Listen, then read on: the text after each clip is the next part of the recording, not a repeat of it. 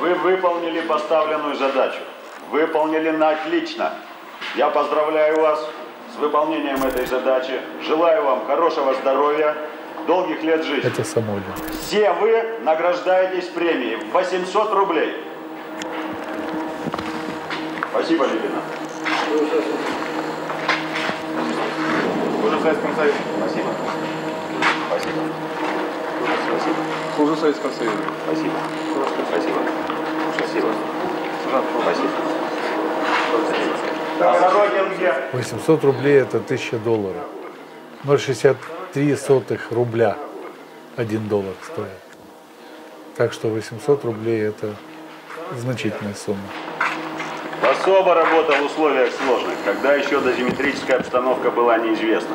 Как правило, вот эти бойцы, которые участвовали в очистке крыши, они ехали домой после этого награждения. Все ребята будете представлены к правительственным наградам.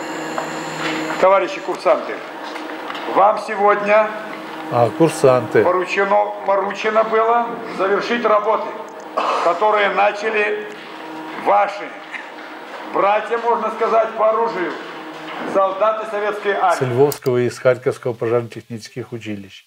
Это молодые ребята. Чуть-чуть смещаетесь, если вы поднимаетесь на вторую площадку. Здесь немножко обрушено. Вот вам нужно удалять вот этот графит, черный как уголь, отсюда в развал реактора. Вот тут у нас произошел взрыв, вы сбрасываете сюда. Понятно? А потом стараться трубки удалить. Да, стараться удалить трубки. Да, это были молодые ребята, которым было около 20 лет. И на Чернобыльскую АЭС они ехали с большим энтузиазмом и большим желанием работать здесь. Удалять вот этот графит, черный как уголь. Ну и вдобавок ко всему, эти люди прошли военную подготовку, присягу приняли. Понятно? Кроме того, они имеют определенные профессиональные знания, ну и имеют навыки работы в пожарных частях. А потом уже будете работать лопатами. Смотрите по телевизору сюда. Конечно, нежелательно их присутствие, но исключительно на принципе добровольности они вот участвовали в очистке этих трубок. Давай ребятам толкатели, дай вот это алюминием. Я могу дать. Да не могу, это надо занести. Тогда наоборот, многие плакали В этой зоне. из-за того, что не всех же брали в Чернобыль. Сюда, вот отсюда они... Особенно первое время. Давай мы это. А тут рукава пожарные висят, да? Да, вот из этого отверстия вас выводной офицер здесь проведет. Это Галущак инструктирует их. Вот сюда, и за угол здания забежите, вот сюда вот.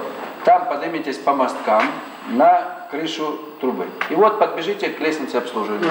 Понятно? Так. По лестнице обслуживания подниметесь. Первая площадка. Видите, в этот люк войдете. Потом сместитесь. Их, наверное, было в пределах сотни. Тут вторая лестница обслуживания. По ней забираетесь. Видите, да? И вот ваша площадка работает. Там уже ее не видим, что там на ней есть. Там вы увидите. Так, вот мы лезем так. Да. Ну, бросать нужно будет вот сюда. Совершенно верно. Вот это вот обрывы. Да, вот эти. да. В яму. Смотрите, ребята, здесь есть, вот тут вот, есть дыра в площадке. Смотрите, не оступитесь. Дальше, значит, там перила ограждения повреждены. Вот к этим перилам ограждения вы подталкиваете вот этим вот толкателем, скребком. Вот. Теперь, как только вы подниметесь на лестницу, не торопитесь сразу кидаться на работу. Зайдите за трубу в восточную часть и отдышитесь. Вот сюда вот. Да, вот сюда зайдите, отдышитесь. Буквально. Со стороны озера.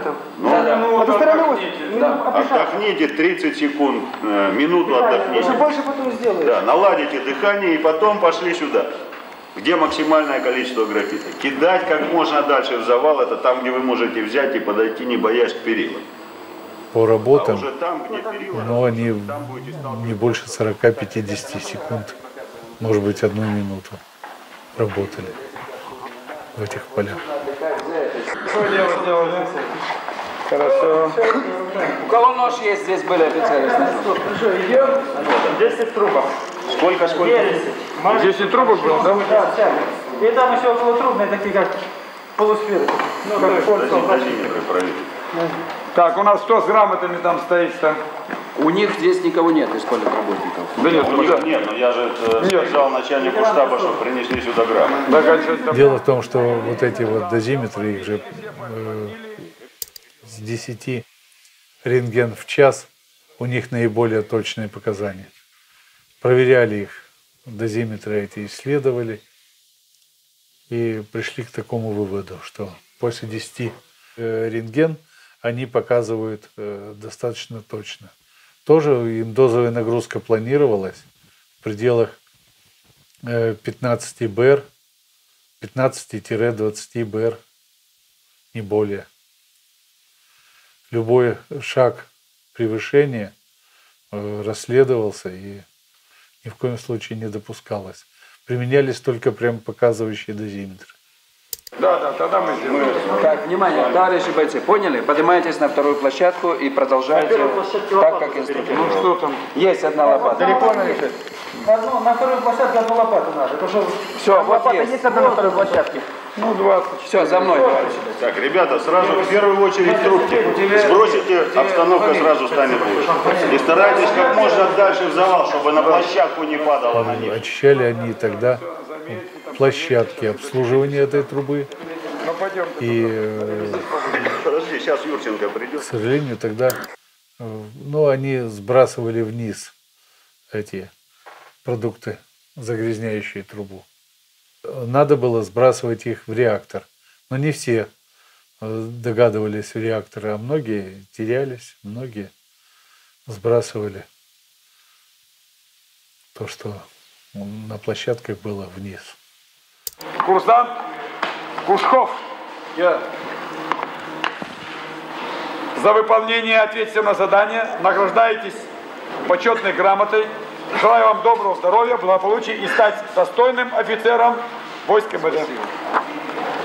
Курсант Горбенко. Она и сейчас в основном сохранилась у многих ветеранов. В частности, вот у меня есть такая грамота. Тоже я ее ценю. Эта грамота я награжден был по решению командования Советской армии. Сержант Фролов. Но это видно, что молодые ребята. Товарищ Фролов, вы награждаетесь за выполнение ответственного задания почетной грамоты и денежной премии. Курсант Широкий. Поздравляю вас за выполнение ответственного задания. Как первый разведчик, который вчера доложил обстановку, награждаю вас почетной грамотой и денежной премией, которая вам была объявлена. Здоровья и благополучия. Стать генералом вам.